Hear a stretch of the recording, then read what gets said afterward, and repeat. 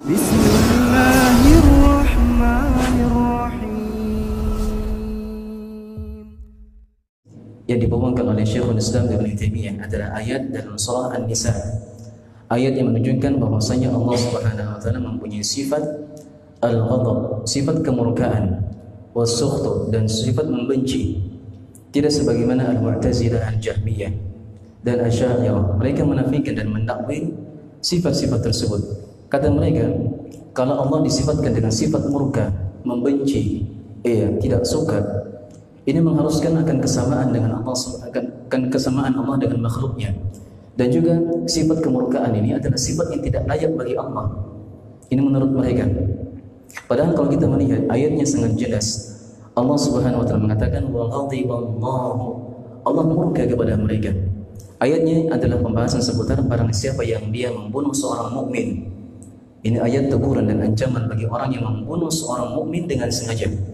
Wa may yaqtul mu'mina muta'ammidan, barang siapa yang dia membunuh seorang mukmin dengan sengaja. Perhatikan, ada qaidnya, ada batasannya. Jadi tidak semua orang yang akan mendapatkan ancaman seperti ini.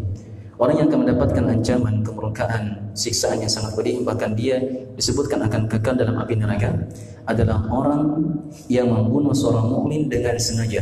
Dia todong, dia bunuh, dia mutilasi dengan sengaja. Memang dia mau membunuh saudaranya seorang mukmin. Wa may yaqtul mu'mina muta'ammidan, barang siapa yang dia membunuh seorang mukmin dengan sengaja. Apa balasannya? Fajazaohu jahannam khalidan fiha, maka balasannya kata Allah neraka jahanam, dan dia akan kekal selama-lamanya. Banyak penafsiran yang disebutkan oleh para ulama dalam menafsirkan ayat yang mulia ini. Dan juga secara zahir, secara nampak, ayat ini mungkin ada kontradiksi, ada bertolak belakang dengan ayat yang lain. Kan dikatakan Allah Subhanahu wa taala, innallaha la yaghfiru an yushraka bih wa yaghfiru ma duna dzalika liman yasha. Allah Subhanahu wa taala akan mengampuni, Allah Subhanahu wa taala tidak akan mengampuni dosa kesyirikan, dan Allah Subhanahu wa taala akan mengampuni dosa selain kesyirikan. Ini membunuh seorang mukmin dengan sengaja kan di bawah kesyirikan. Tapi kenapa dikatakan Allah Subhanahu wa taala akan membuat orang tersebut kekal dalam api neraka? Berarti tidak diampuni dosanya. Jelas? Dari sini juga kan. Dari ayat ini orang-orang Khawarij adalah orang-orang yang punya pemikiran radikalisme, terorisme, yang suka mengkafirkan seorang mukmin hanya karena dia terjatuh dalam dosa-dosa besar. Apa dalilnya mereka? Apa dasarnya mereka? Apa argumennya mereka? Dan dasarnya mereka adalah ayat seperti ini.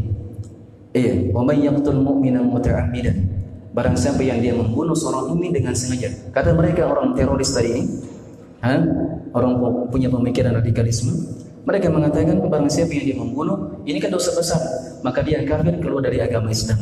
Sebab Allah Subhanahu wa taala mengatakan dia akan kekal dalam api neraka. Jelas? Baik. Jawabannya, orang seperti ini, orang-orang Khawarij, orang-orang terorisme dan radikalisme ini, mereka hanya saja tidak mengetahui ucapan para ulama dalam menafsirkan ayat yang mulia ini. Di sana ada ucapan Abdullah bin Abbas radhiyallahu ta'ala anhuma. Beliau mengatakan bahwa maksud dari khalidan fiha, kekal dalam api neraka, maksudnya al-muqsud tawil, dia tinggal dengan waktu, dengan jangka waktu yang sangat lama. Jelas? Kenapa demikian? Supaya tidak bertentangan dengan ayat yang lain tadi. Supaya tidak bertentangan dengan ayat yang lain tadi. Kan Allah mengatakan innallaha la yaghfiru an yushraka bih wa yaghfiru ma duna dzalika liman yasha. Allah akan mengampuni dosa selain kesyirikan. Di sini membunuh seorang mukmin dengan sengaja, dosa di bawah kesyirikan kan? Dosa di bawah kesyirikan. Tapi Allah mengatakan di sini dia akan kekal dalam api neraka. Bagaimana penafsirannya? Penafsirannya di sini makna khalidan fiha al-muqsad tawil. Maksudnya dia akan masuk dalam api neraka dalam jangka waktu yang sangat lama. Sebab seorang mukmin, kapan dia seorang mukmin punya keimanan walaupun sebesar biji zarrah. Walaupun sebesar biji zarrah, biji yang sangat kecil.